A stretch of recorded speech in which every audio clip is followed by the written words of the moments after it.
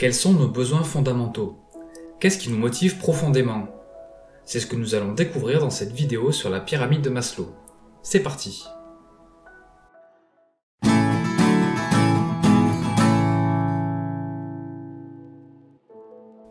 La pyramide de Maslow est une représentation théorique des besoins fondamentaux de l'homme. Elle a été élaborée dans les années 1940 à partir des observations réalisées par le psychologue américain Abraham Maslow.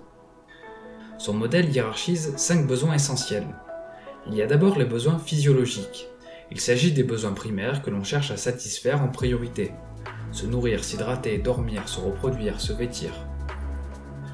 Le deuxième niveau correspond aux besoins de sécurité. Une fois nos besoins primaires assouvis, on va chercher à se protéger des éléments extérieurs et rendre notre environnement plus stable et prévisible.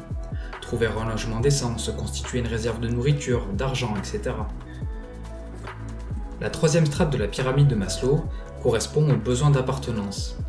Il s'agit du désir de sentir que l'on fait partie de la société, tisser des liens, intégrer des groupes, bref, se sentir entouré. Le quatrième niveau de la pyramide correspond aux besoins d'estime. En plus d'appartenir à une structure sociale, on a besoin de sentir que l'on y a un rôle et une place. Être reconnu, aimé et apprécié pour ce que l'on est et ce que l'on apporte aux autres. Enfin, le dernier échelon de la pyramide est le besoin d'accomplissement de soi. Cela correspond au désir profond de donner un sens à sa vie et laisser une trace de son passage sur Terre.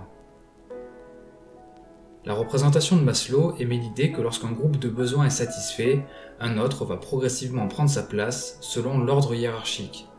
Par exemple, une fois que j'ai rejoint une entreprise et que mon besoin d'appartenance est comblé, je vais chercher à me rendre utile afin d'assouvir mon besoin d'estime.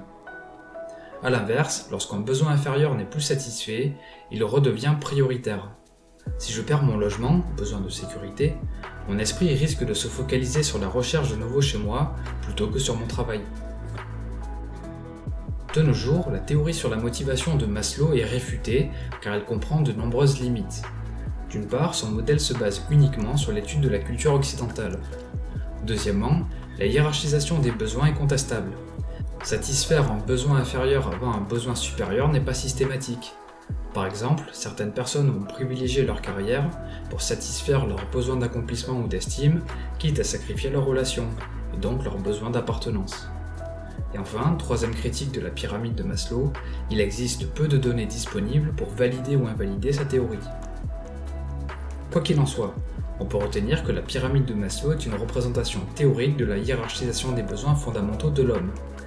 Même si son modèle n'est pas validé, il reste une manière de mieux nous comprendre, car il aide à catégoriser les motivations et les besoins profonds que l'on cherche à satisfaire. Merci pour votre attention, j'espère que cette courte vidéo vous a plu.